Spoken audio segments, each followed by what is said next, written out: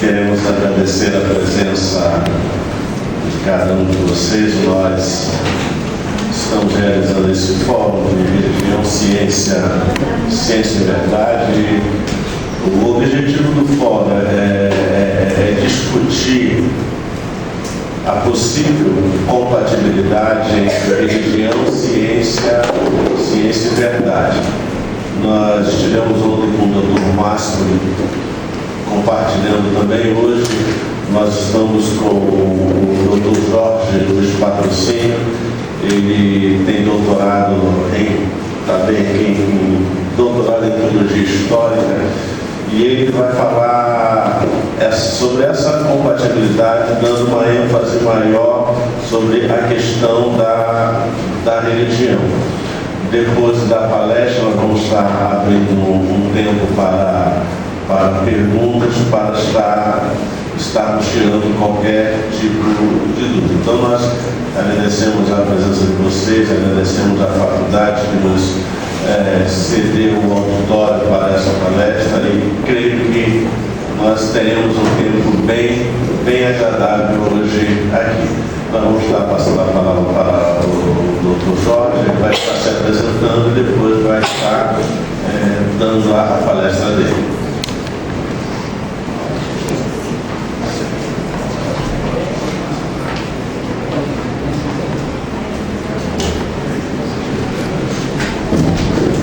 Boa noite a todos. Eu quero manifestar nossa alegria de estar aqui com vocês para, de alguma forma, compartilharmos algumas dessas questões por aí que têm sido tão intrigantes para todos nós.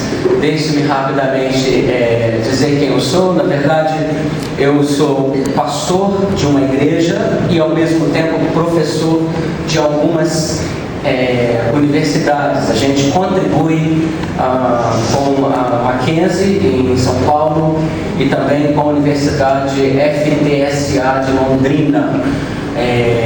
E a gente teve a oportunidade de passar um período fora do nosso Brasil, há um tempo atrás, quando a gente pôde fazer então os nossos estudos de graduação. Fizemos mestrado e depois nós fizemos um doutorado, especificamente chamado de doutorado em teologia histórica, mas a nossa concentração foi mais no período da Reforma.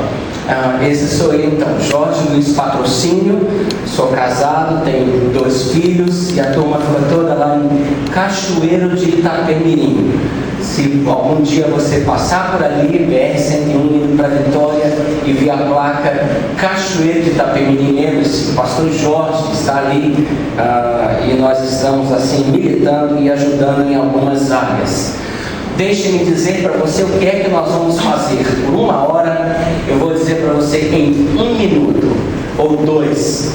Nós não vamos trazer nada sofisticado, não vamos trazer nada novo.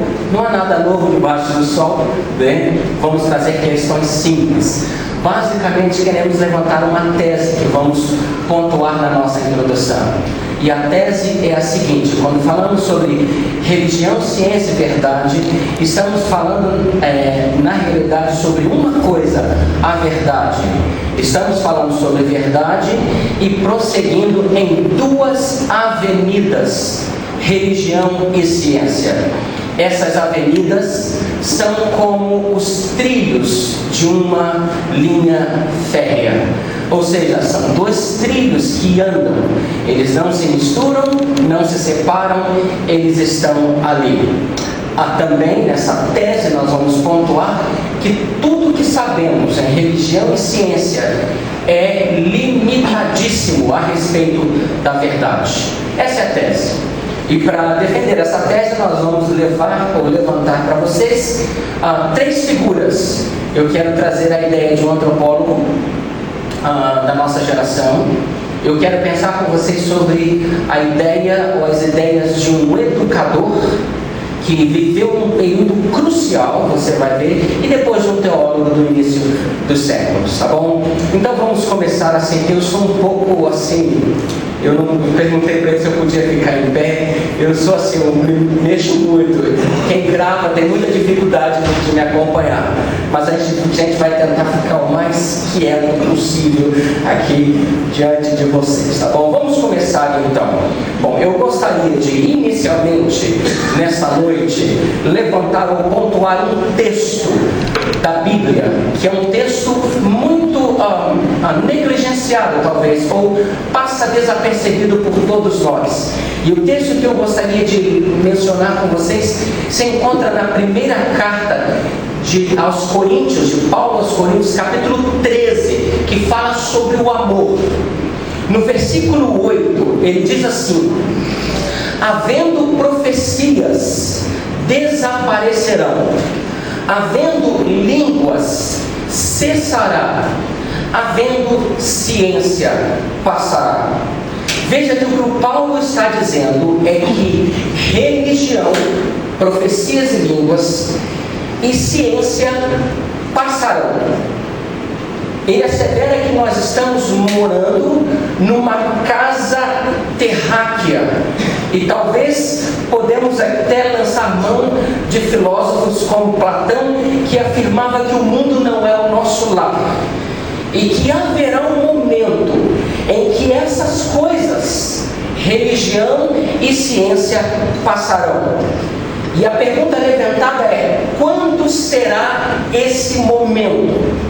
Quando será que a religião e a ciência não terão mais serventia para a verdade?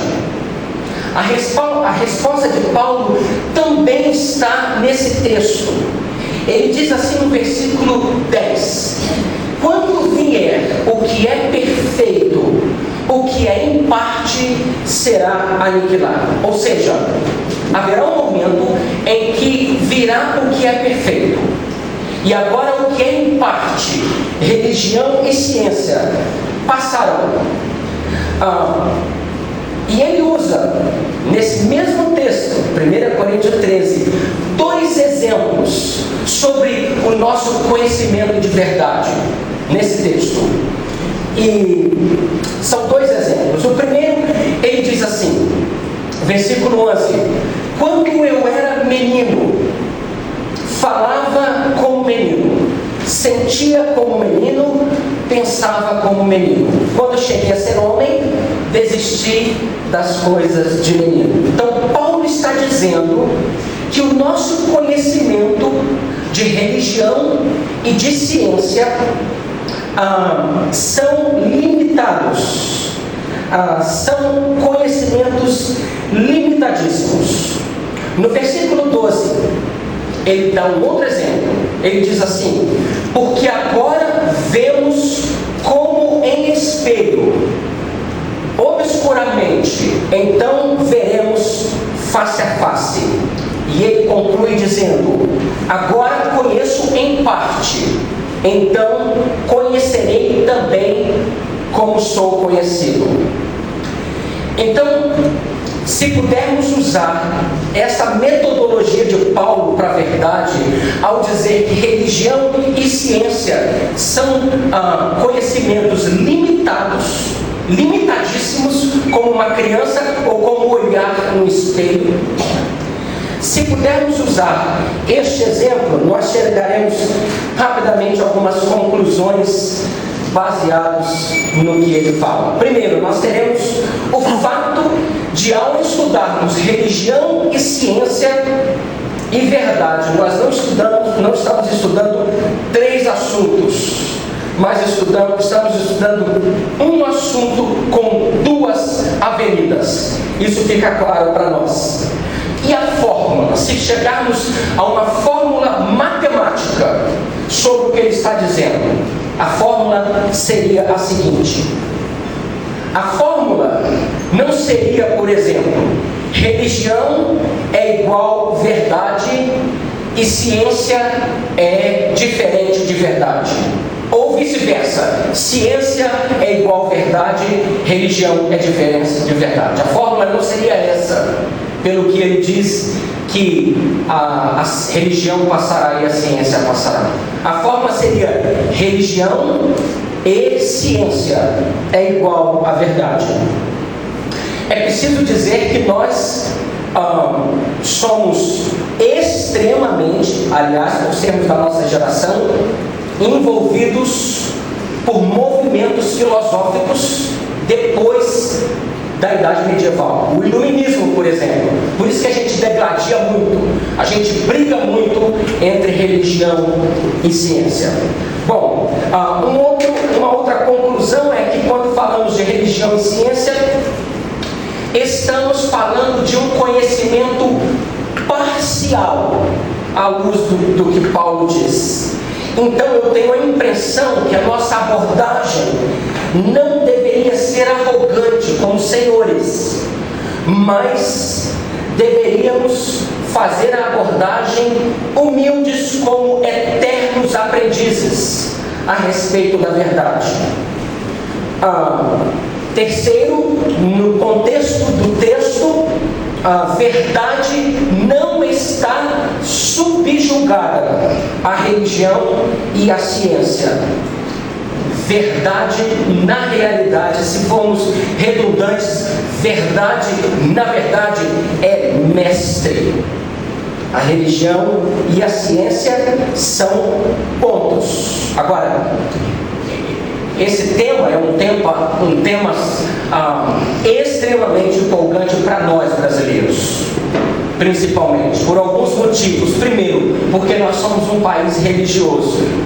Você que acompanha as últimas notícias do IBGE, por exemplo, você ouviu dizer que hoje já saiu, agora fresquinho, no início do ano, os resultados das pesquisas do Brasil, e para sermos bem resumidos, nós se reunimos todas as religiões, com aproximadamente 92% de brasileiros que são considerados religiosos. Diferentemente de outros países, como a França, por exemplo, onde 30% da população se declara ateia ou não religioso. Então, é empolgante por causa disso. É empolgante também porque a comunidade científica brasileira tem sido um dos grandes responsáveis para exorcizar os fantasmas da frase terceiro mundo para o Brasil do século XXI. Deixamos como que lacrado no arcabouço medieval aquela comunidade ruralista e nos aventuramos na virada deste milênio como uma comunidade tecnológica e científica com grandes e inestimáveis avanços. Diferentemente se tivéssemos, por exemplo, conversando com uma sociedade ruralista. Hoje o nosso Brasil está caminhando, cavalgando velozmente para grandes avanços. Movimentos como Rio+20, movimentos esportivos como a Copa do Mundo ou as Olimpíadas, tudo isso tem mostrado para a gente que o Brasil passou a ser olhado de forma especial pelos grandes, passou a ser contados por ele. Por isso, nós entendemos que nós estamos aqui levantando questões fundamentais para continuarmos nessa caminhada que nós estamos no nosso Brasil. Por isso, dentro dessa tese, eu compreendo que o abandono de um ou de outro é danoso para o homem. Se nos rebelarmos contra a ciência, pode o homem se tornar um fanático. Se deixar a religião, ele pode se tornar entre aspas, essa palavra não é boa palavra, ateu. Transformamos as duas, me parece, no nosso tempo, em guerras de papéis, de ideias. Negligenciamos os conhecimentos empíricos muitas vezes e nos entrincheiramos atrás das nossas filosofias. ou das nossas axiologias, dos nossos conhecimentos ínfimos, pequenos, limitadíssimos, e nos tornamos senhores do saber diante do que Paulo chama de perfeito, verdade. Jesus um dia disse isso. Ele falou sobre verdade, falando sobre religião, e ele disse: eu sou a verdade. Quando vier o que é perfeito. Nós falamos então que a gente gostaria com vocês de pontuar sobre 3 nomes. E eu vou começar de trás para frente. Eu vou começar com o mais recente que eu gostaria de trazer para dentro da nossa palestra. Nós vamos começar com o antropólogo. Ele não é conhecido porque na verdade ele é um missiólogo também. O nome dele é Don Richardson. Don Richardson, missiólogo e antropólogo, reconhecido por seu trabalho de antropologia e linguística, foi um missionário numa das regiões muito complicadas da Indonésia, parte ocidental da ilha de Nova Guiné, em uma das regiões conhecidas misteriosas do nosso planeta, habitadas por tribos papuas, que ainda vivem até hoje em termos bem primitivos, algumas delas praticando inclusive o canibalismo.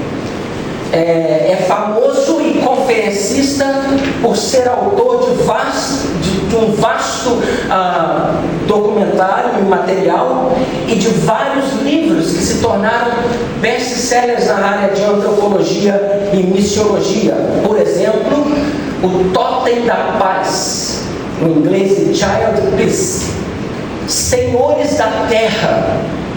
Mas eu acredito que o mais importante para aquilo que eu gostaria de pontuar é um outro chamado o fator Melquisedeque. O fator, eu gosto desse, mas eu acredito que o tema desse livro no inglês ele é mais pertinente. The Eternity in the Hearts, a eternidade nos seus corações. Esse é o tema do livro no original de O Fator Melquisedeque, a eternidade em seus corações. O livro fala do modo operandi, do testemunho da religião de Deus nas culturas através do mundo. Em cada povo, Deus implantou o que ele chama de semente, o que chamamos de religião, que o conduzia de volta a uma divindade. E nesse livro ele conta mais de 25 histórias de povos que não tiveram nenhum contato com a civilização e que desenvolveram dentro desses povos e dessas tribos todo um sistema religioso. Em suma, Don Richardson joga por terra a ideia antropológica, talvez se a gente pudesse falar desta ideia mais iluminista nossa, de que a ciência está em rebeldia com a religião, de que os dois não se compatibilizam e eles falam coisas totalmente diferentes. Em suma, Don Richardson está mostrando que a religião é alguma coisa que está implantada dentro do coração do ser humano e acaba nos ajudando a compreender, nós teólogos, o que significa esse chegar o que é perfeito para a humanidade. Isso nos ensina, nós teólogos, entendemos que o que é perfeito é a verdade. E tudo que nós conhecemos como verdades hoje, letra minúscula, são fagulhas, são gotas, são manifestação do que é perfeito, com letra maiúscula, do que é verdade. E um dia esta verdade se manifestará. Existe um texto dentro da religião, é claro. Existe um texto na Bíblia, novamente em Apocalipse, no capítulo 9. Eu vou ler para vocês porque é interessante para aquilo que Richardson está dizendo. Diz assim: depois dessas coisas, vi grande multidão, que ninguém podia enumerar, de todas as tribos, nações, tribos, povos e línguas, em pé diante do trono, diante do Cordeiro. Olha a visão que João tem, de que quando o que vier perfeito, que nós entendemos ser a verdade, nós vamos chegar até lá para fechar com algumas propostas para vocês. Quando isso acontecer, a religião e a ciência perderão a serventia delas, porque agora, diz Paulo, nós o veremos face a face. E aqui em Apocalipse diz que haverá de todas as tribos, povos e línguas. Vamos para o segundo, um educador. Essa é a minha área, talvez, por isso eu estou me aventurando a trazê-lo aqui para vocês. O educador que nós escolhemos é João Calvino. Talvez você já tenha ouvido falar dele. João Calvino foi um pastor, teólogo, humanista, linguista e educador da cidade de Genebra do século XVI. João Calvino, eu costumo dizer que ele colocou um pé na idade medieval e o outro pé na idade moderna. Calvino então dividiu, cirurgiou a história. Esse momento da história foi um divisor dali em diante do século XVI, por causa de um montão de coisas que estão acontecendo. Por exemplo, a própria descoberta da imprensa. Dali em diante, a indústria, o ruralismo muda completamente. O urbano, as cidades começam a ganhar proeminência, e os estudos começam a preparar os homens agora não mais para a lavoura. Calvino acreditava que a educação era um legado de Deus para o homem. Ele cursou filosofia e humanismo na França, ligado à universidade de um college, de uma faculdade de Montaigu. Sentiu-se atraído pelo humanismo, ou seja, pela apreciação da cultura antiga e das línguas antigas, do grego romano. Dedicou seus estudos ao latim, ao grego e aos autores clássicos. Em 1536, fugindo da França, Calvino chegou até Genebra. E na cidade de Genebra, após 3 anos, ele foi expulso. Foi para Estrasburgo, 3 anos depois, retorna para Genebra para nunca mais sair até a sua morte, em 1564.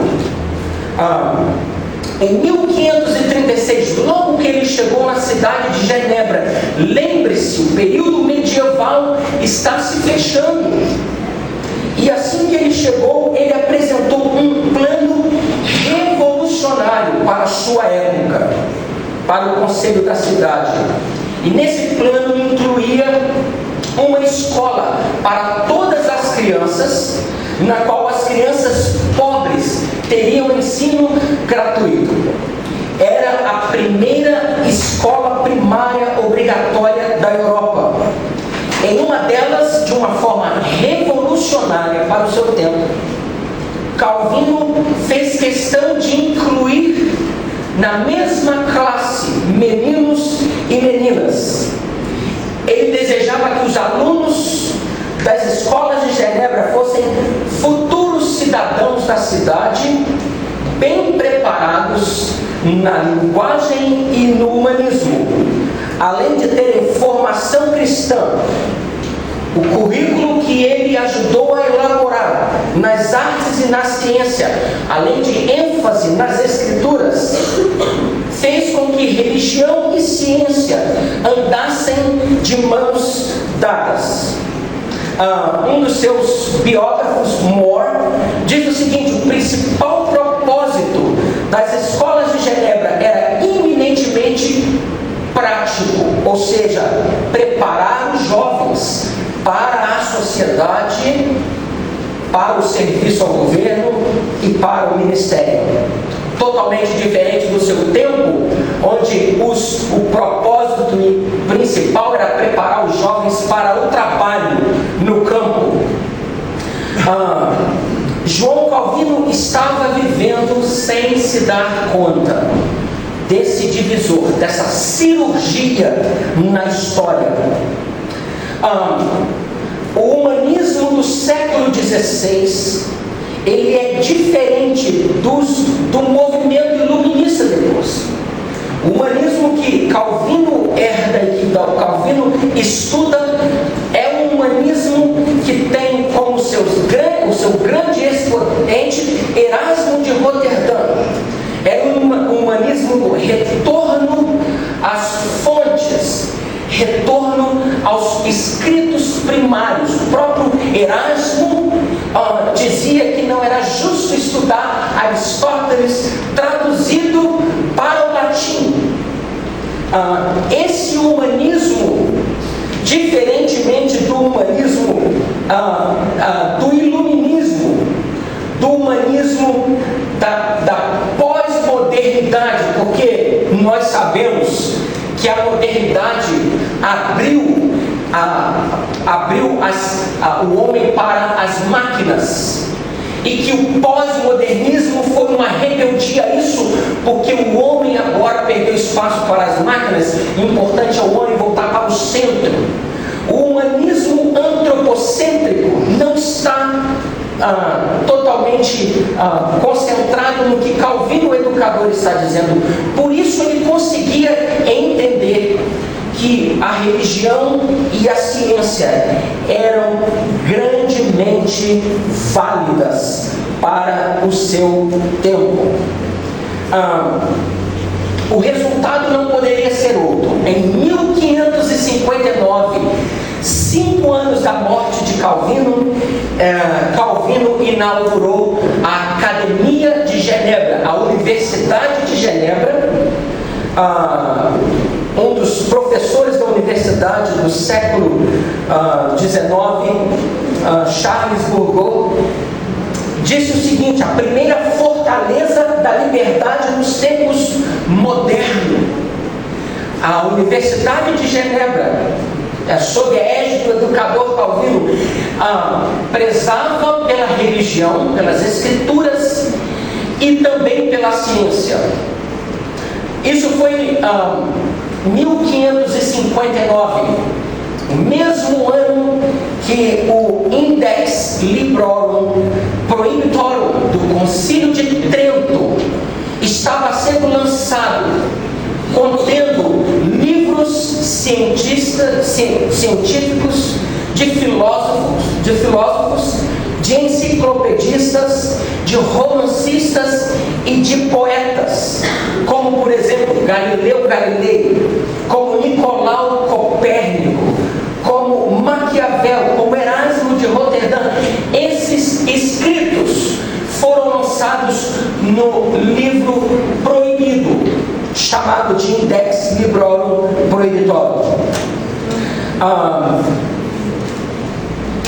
Com isso, tentaram mais uma vez enjaular a consciência humana e resistir ao avanço da história. As luzes do período medieval estavam se apagando e não havia nada que se podia fazer. senão como Calvino, preparar o homem para dar as boas-vindas ao modernismo e continuar a sua instrumentalidade para a vida na Terra. John Carney, um dos seus escritores, diz o seguinte: com a academia, Calvino transformou Genebra no grande centro acadêmico da Europa. E assim por diante, Calvino foi militante para dar ao homem a primazia e a condição de estudar ciência e de estudar religião e de entender que essas coisas nos levam à verdade. Mas eu acredito que talvez o maior legado de Calvino, talvez a educação seja, mas talvez não legado, o maior livro de Calvino, o livro da sua vida como educador, chama-se As Institutas. Este livro foi o livro da vida porque a primeira edição surgiu no primeiro ano que ele estava chegando em Genebra, 1536. E a sua última edição no ano que ele fundava a universidade, 1559. Calvino escreveu não menos do que 5 edições em latim e traduziu para o francês pelo menos uma em 1541 e supervisionou a tradução de mais outras 3 edições. Historiadores afirmam que todas essas edições das Institutas e principalmente a tradução para a língua francesa ajudou a moldar a língua francesa de sua época, e alguns chegam a ponto de dizer que Calvino foi para o francês o que Shakespeare foi para a língua inglesa. Um fato interessante: todas essas traduções e edições, não houve em nenhum momento retratação, retorno, sempre ampliação. Ao dizer isso, deixe-me falar como que Calvino começa as suas Institutas. Ele começa com 2 perguntas fundamentais. Se você tiver a oportunidade de ler, já tem algumas traduções em português boas. Em inglês, nem muito boa, mas em português já tem algumas boas. Você vai ver que as Institutas está eivada, repleta de todos os tipos de comentários bíblicos, filosóficos, antropológicos. É uma obra para ser estudada. E ele começa com 2 perguntas, ou 2 questões fundamentais. São elas: o conhecimento de Deus, do que é perfeito, do que é verdade, e o conhecimento do homem. E o título do primeiro capítulo é o seguinte: o conhecimento de Deus e de nós mesmos são realidades inseparáveis. Deixe-me abrir aqui espaço para ler ou para ouvirmos o que Calvino diz. Diz assim: quase toda a suma da nossa sabedoria, que deve ser considerada a sabedoria verdadeira e sólida, compõe-se de 2 partes: o conhecimento de Deus e o conhecimento de nós mesmos. Como são unidas entre si por muitos laços, não é fácil discernir qual procede e gera a outra. Pois, em primeiro lugar, ninguém pode olhar para si sem que volte imediatamente os seus sentidos para Deus, no qual vive e se move. Porque não há dúvida acerca de que não provenham de nós as qualidades pelas quais nos sobressaímos. Pelo contrário, é certo que não sejamos senão a subsistência, que não creiamos senão a subsistência no Deus único.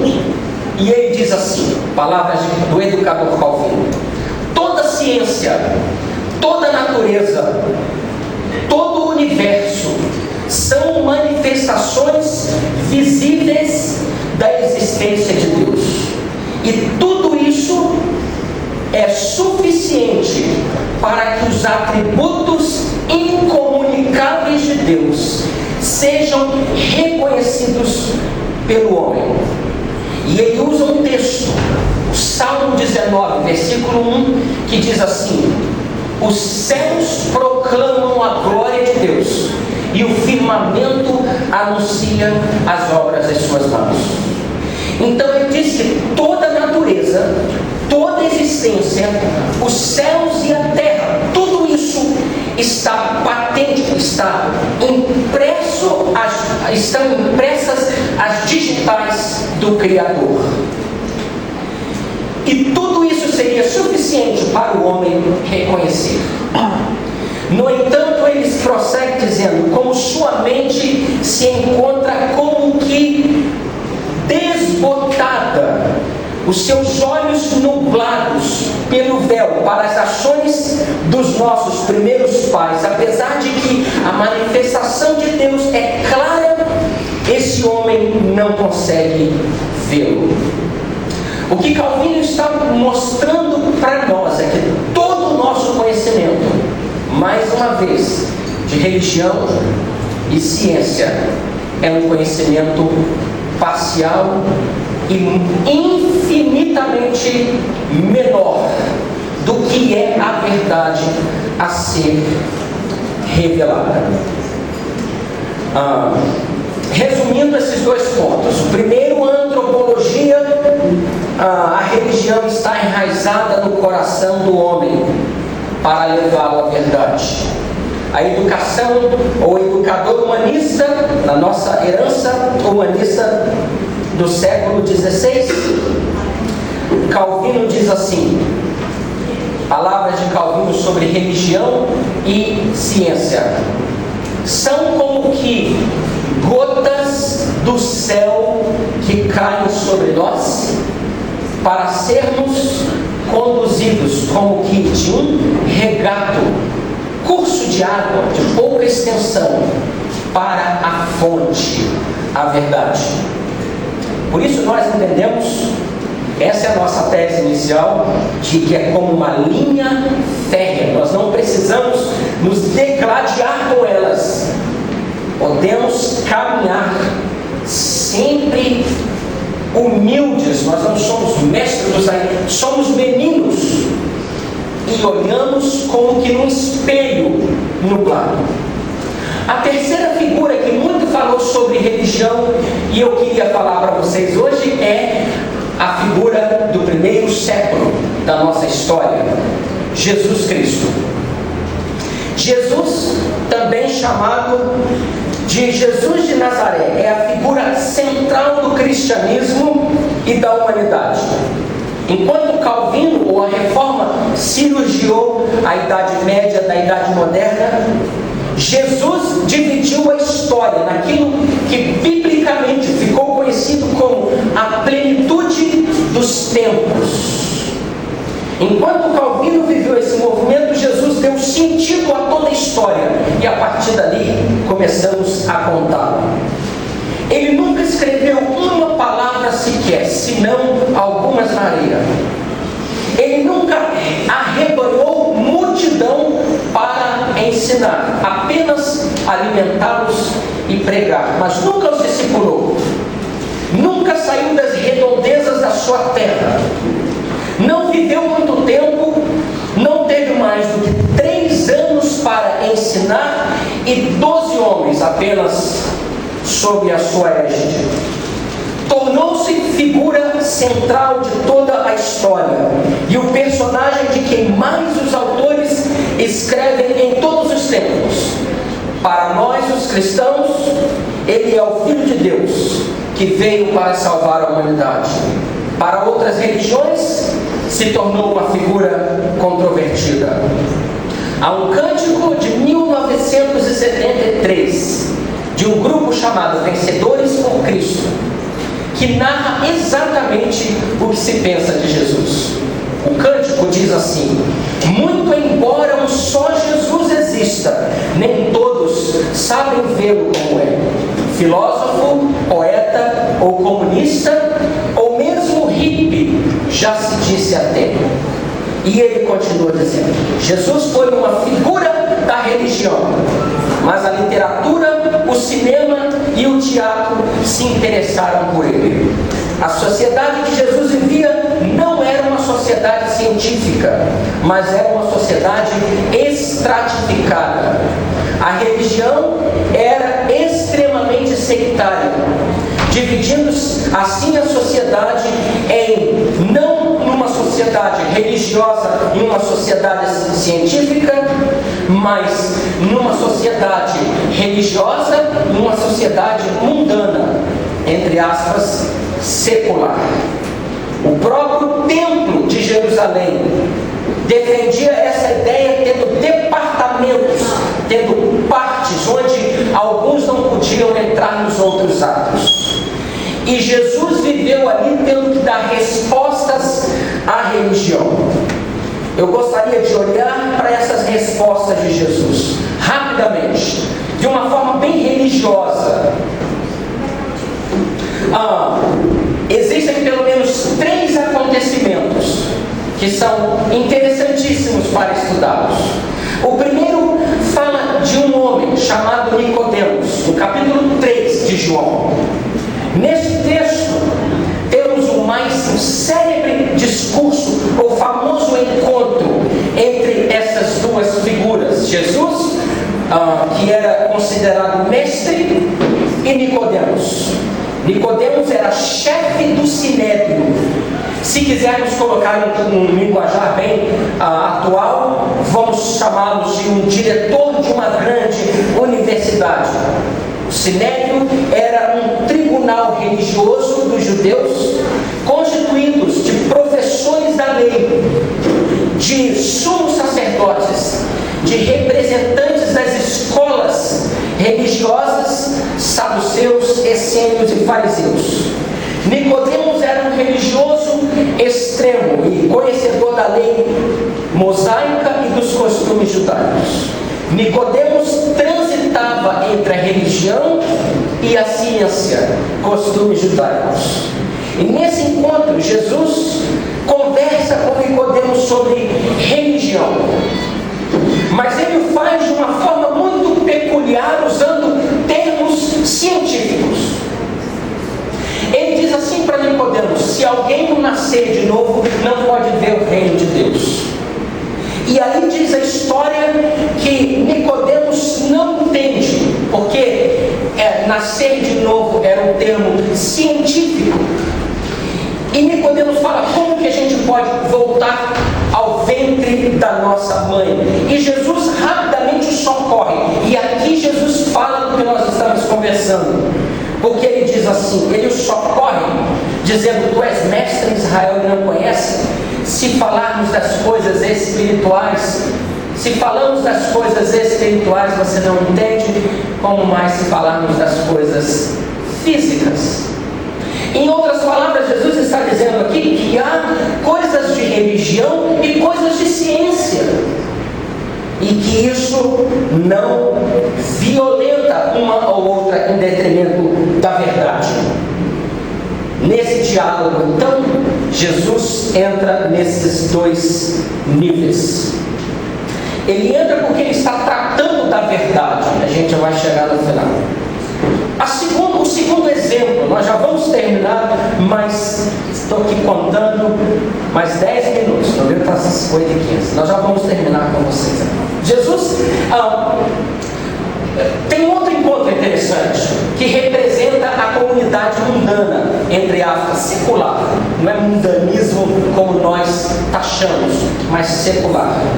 É a história de uma mulher. Jesus está próximo ao poço de água e a mulher se aproxima e ele pede água. Essa mulher é samaritana. Nessa sociedade estratificada, religiosamente falando, ele é judeu e ela volta-se para ele e diz assim: como que você, sendo judeu, conversa comigo que sou samaritano e me pede água? E Jesus então abre um diálogo com ela ali. E uma coisa que ela fala, e nesse momento Jesus inicia esse diálogo com essa comunidade secular. E ele então diz para ela, e ele começa a construir na mente dela a visão da verdade. E ele diz: se você beber de uma água que eu vou te dar, você nunca mais vai ter sede. E ele começa a falar sobre o que vier, o que é perfeito. Terceiro e último exemplo, esse é o mais terrível de todos. João capítulo 8. Falamos de um religioso e cientista extremamente envolvidos e preocupados com a religião ou com Jesus. Falamos de uma mulher, de uma sociedade secular, e isso ensina para a gente uma coisa: ciência, religião e verdade, por mais que nós queiramos dizer que é um fórum para os intelectuais, gente, está aí, solta na nossa cidade, na nossa comunidade. Todos nós vivemos essas propostas, todos nós, todos os homens. Essa mulher é um exemplo disso. Mas agora nós encontramos religiosos de coração endurecidos, religiosos que talvez no nosso tempo sentaria do outro lado ou entraria do outro lado do ringue para lutar contra os cientistas endurecidos. Encontra-se em João capítulo 8, Jesus promove em João capítulo 8 um acontecimento inusitado e revolucionário para aquela sociedade religiosa. Porque em João capítulo 8 é levado diante de Jesus uma mulher que tinha adulterado, e pela lei religiosa essa mulher teria que ser apedrejada. E quando levam a Jesus, não para que ele resolvesse o problema, mas para apanhá-lo de alguma forma, em alguma situação, ele joga por terra e desconstrói toda a ideia dessa religião petrificada dos fariseus. E ele diz: quem não tiver pecado, atire a primeira pedra. Jesus revolucionou. E ali começa a haver uma disputa. Literalmente eles começam a discordar e discorrer de Jesus. E eles chegam a ponto de dizer assim: nós somos religiosos. Eu tenho um pai, o meu pai é aquele lá, Abraão, lá de trás. Nós somos religiosos. E ele diz: se vocês fossem verdadeiramente religiosos, vocês conheceriam a verdade. E neste momento eles percebem que Jesus está falando sobre o que é perfeito, sobre o que é verdade, sobre a encarnação de Cristo. E eles apanham em pedras para apedrejá-lo. Tamanho a blasfêmia religiosa que Jesus falou para eles. Então, queridos, nós encontramos aqui nesse discorrer de antropologia, educação e teologia, nós encontramos a verdade sendo algo no nosso tempo como humanidade, a V minúsculo, apenas manifestações para a verdade maior. Concluindo, a religião está enraizada no coração do homem. Isso é que nós compreendemos pelas provas que nós estamos trazendo e por aquilo que nós conseguimos enxergar e ver. A religião está enraizada no coração do homem. O homem inescapavelmente terá que reconhecer que Deus é a suprema verdade. Como João Calvino disse, semente no coração e gotas que caem dos céus. Segundo lugar, todas as coisas, religião e ciência, são gotas que caem do céu e devem ser adquiridas e perseguidas como presentes de Deus para o homem. Não há rebeldia, contradição ou luta existencial. Lembre-se que tudo é recebido parcialmente, como gotas. E somente quando deixarmos essa casa existencial, o mundo não é o nosso lar, Platão, para vivermos o que é perfeito é que poderemos alcançar a verdade na sua plenitude. Naquele momento, a religião e a ciência não terão mais serventia. Por fim, o que é a verdade? O que é perfeito? Jesus disse: eu sou a verdade. A religião só tem razão quando deixar de ser autoexistencial para se transformar em promotora da verdade. Lembre-se disso. A pergunta que nos foi feita para ser lançado no programa que o reverendo Luiz Carlos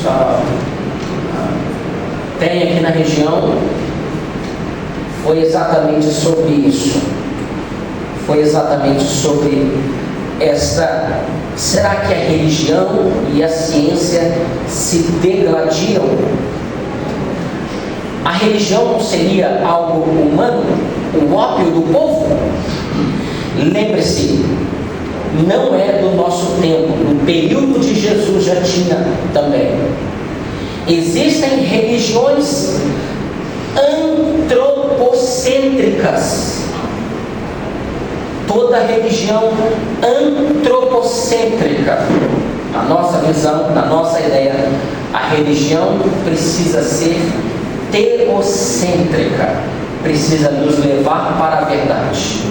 Assim como a ciência, toda ciência precisa nos levar para a verdade. Está se encerrada a nossa fala por hoje. Para vocês, algumas perguntas aí.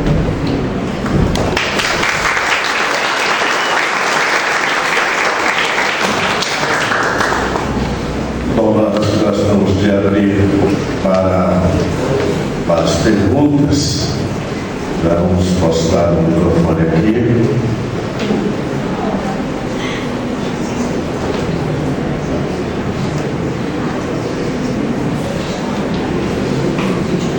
Bom, aqueles que estão interessados em fazer alguma pergunta, por favor, bem aqui na frente do microfone. E para facilitar, até para ser filmado também, é fácil fazer a sua pergunta. Se tiver muita pergunta, é só levantar a mão e a gente leva o microfone aí. Alguma pergunta para fazer para o Dr. Jorge?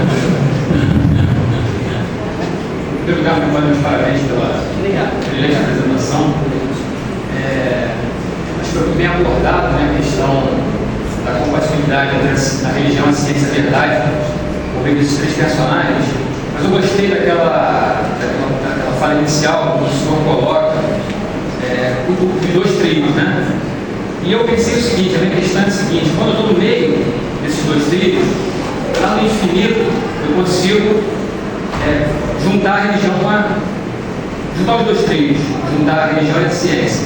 Minha questão é, em algum momento, religião e ciência podem se encontrar lá, quando se tornar o que é perfeito?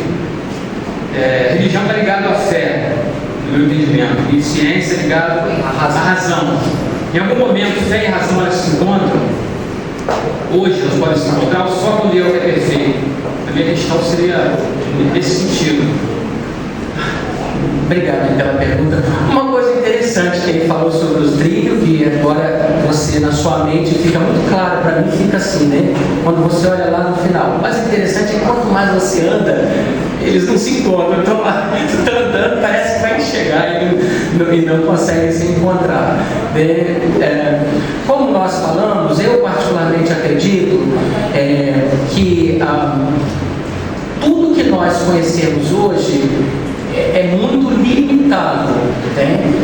Fé e razão foram questionamentos, por exemplo, no que nós abordamos aqui de João Calvino, da reforma, de Martinho Lutero e outros reformadores e os humanistas, eles não conseguiam ver um conflito tão grande quanto nós. Mas é claro, como nós temos um conhecimento limitado e como nós temos que nos humilhar nesse conhecimento, a gente precisa entender que muitas coisas a gente não vai conseguir compreender, nós não vamos conseguir unir, mas eu acredito que há muita coisa que nós conseguimos fazer com que a ciência e a religião se aproximem. Na área arqueológica, por exemplo, na área antropológica, há muitas coisas que uma e outra acabam aprendendo, né, a lidar com essa verdade. Eu acredito que há uma aproximação, mas é uma aproximação muito tímida, porque nós somos muito meninos no tamanho dessa verdade que nós vamos conhecer, né? E mais uma vez, no final, é como se nós passássemos numa porta e deixássemos do lado de fora algumas roupas nossas, né? Essa religião e ciência. Mais alguma pergunta? Alguém tem alguma pergunta mais para fazer, por favor? Esse microfone aí está intimidando o pessoal. Está intimidando? Tem que vir e aí na frente. Então a gente leva esse microfone. Eu acho que é melhor. Vamos fazer assim. Vamos facilitar a coisa, mas o outro microfone vai até você. Então, pronto, toma esse mais Pronto, fica mais fácil. Algum aluno ou algum irmão da igreja gostaria de mencionar, perguntar alguma coisa? Irmãos, nós estamos aqui para aprender um pouco, né? Claro, né? Estamos aqui engateando juntos. E vamos ver o que a gente consegue, né? Vamos lá, pode falar. Doutor Jorge, eu vou incentivar os meus alunos que estão aqui, fazendo uma pergunta ao senhor e vou explicar o porquê dessa pergunta. O senhor falou que todo homem tem uma semente. E eu pergunto ao senhor se o DNA dessa semente seria o amor. Vou lhe justificar minha pergunta. Eu já sei onde você vai. Talvez os meus alunos que estão aqui, hoje é o nosso segundo encontro, nós nos apresentamos e viemos para aqui hoje. Na semana passada nos apresentamos e hoje viemos para aqui. Porém, se nós andássemos mais um pouco, eles saberiam disso depois, dessa minha experiência posteriormente. Mas já que estamos aqui, a gente já pouco tempo. Eu tive uma formação acadêmica e escolar extremamente positivista. Estudei numa escola confessional a minha vida toda. Só saí da escola confessional quando eu fui para o ensino médio e depois, minha graduação foi na UFRJ. E a visão de ciência que eu construí até aquele momento era algo muito forte. E não havia nenhuma possibilidade na minha formação de ciência e religião caminharem juntas. E aí eu tive a minha primeira experiência, isso em 1995, quando eu estava fazendo um mestrado, e eu comprei um livro de avaliação da aprendizagem escolar para fazer um artigo científico, algum trabalho de um módulo de avaliação. E ao ler o livro, o último capítulo, ou penúltimo, não me lembro bem, acho que o último ou penúltimo, é como se eu tivesse tomado um soco. O termo que eu posso expressar do choque que eu tomei ao ler aquele capítulo, quase no final do livro, é como se eu tivesse recebido um soco. Algo muito forte. Porque Cipriano Luquezzi, para explicar a avaliação da aprendizagem escolar como ato amoroso, ele cita a passagem de Maria Madalena e de Jesus escrevendo na areia e dizendo: quem não tiver pecado, tire a primeira pedra. Eu, na minha arrogância acadêmica, mas meu Deus, o livro estava tão bom,